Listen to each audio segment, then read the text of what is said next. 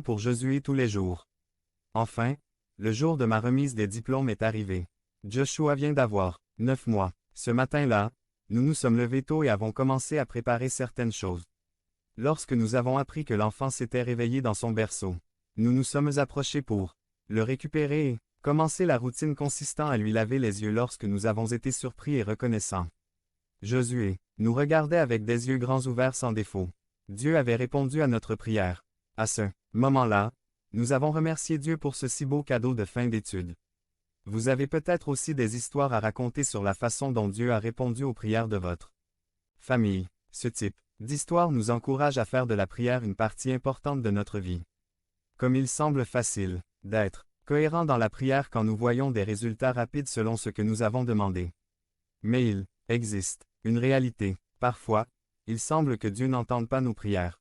Dieu semble lointain, distant et même absent. Dans de tels moments, prier peut ne pas sembler très attrayant. Certains d'entre nous, après avoir prié et prié, sans obtenir de réponse, se découragent et abandonnent la prière. D'autres n'ont peut-être pas vu de résultats immédiats et pensent qu'au lieu de prier, ils doivent simplement agir. Et leur vie de prière est peu ou pas du tout. La prière est parfois perçue comme un bon exercice spirituel mais nous ne pensons pas qu'elle soit fondamentale ou vitale pour nos vies. Jésus avait une perspective complètement différente sur la prière. Il a passé beaucoup de temps à parler avec le Père.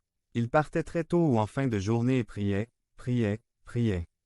Jésus, par sa vie, a montré que prier n'était pas une perte de temps ou un simple exercice spirituel, mais quelque chose de nécessaire et d'important. Il a tellement prié que les disciples se sont endormis pendant qu'il continuait à prier. Je me serais sûrement endormi aussi avec les disciples. Parce que peut-être ne comprenons-nous pas la nécessité et l'importance de prier. Mais aujourd'hui, il y a une bonne nouvelle pour nous tous qui ne prions pas autant que nous le devrions ou qui avons prié pendant si longtemps pour quelque chose et nous ne percevons pas la réponse de Dieu et nous sommes découragés de prier. Jésus nous enseigne cette leçon importante aujourd'hui et nous encourage grandement à avoir une vie de prière solide. Dans Luc 18, 1 à 8, Jésus a raconté une parabole précisément dans le but de montrer à ses disciples qu'ils doivent toujours prier, sans se décourager. Luc 18, 1. Devenez membre du canal et AIDEZNOUS à propager la parole de Dieu dans le monde entier. Samedi 16 mars 2024. Si vous croyez en la puissance de Dieu, commentez 11. Une chose importante que nous devons d'abord noter est que Jésus veut nous enseigner que la prière est une pratique nécessaire. D'autres versions traduisent le mot devoir par le besoin de prier. C'est-à-dire que ce mot devoir ne souligne pas le caractère obligatoire de la prière, mais désigne plutôt une nécessité, un élément d'importance vitale, un ingrédient indispensable. Il n'y a pas d'autre moyen, c'est la seule option. En ce sens, on nous dit que nous devons prier. Il souligne à quel point la prière est nécessaire pour nous. Il faut aussi noter que Jésus nous connaît. Il sait qu'on se décourage, on abandonne, surtout quand nous ne voyons pas de résultats immédiats selon ce que nous voulons. Quand le temps passe et qu'il semble n'y avoir aucune réponse. Quand les choses vont de mal en pis même si nous prions. Il raconte cette parabole pour que nous comprenions la nécessité de toujours prier et de ne pas nous décourager même si la prière ne semble pas faire de différence. Cela nous montre qu'il est tout à fait utile de prier et de continuer à prier et à prier.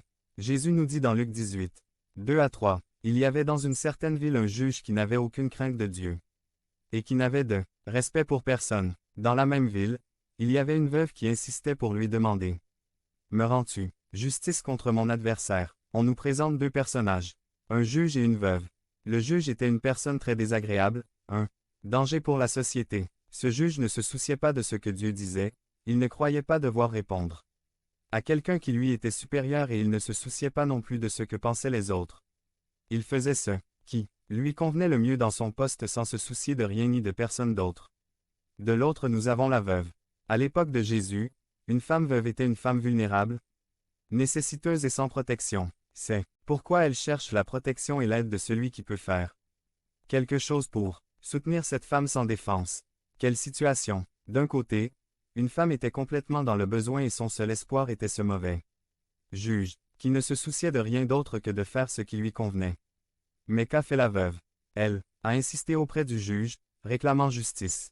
La Bible nous dit que pendant quelque temps il refusa, mais finalement il conclut: bien que je ne crains pas Dieu et que je n'ai de respect pour personne, puisque cette veuve ne cesse de me déranger, je vais devoir lui rendre justice, de peur qu'avec ses visites me rende la vie impossible.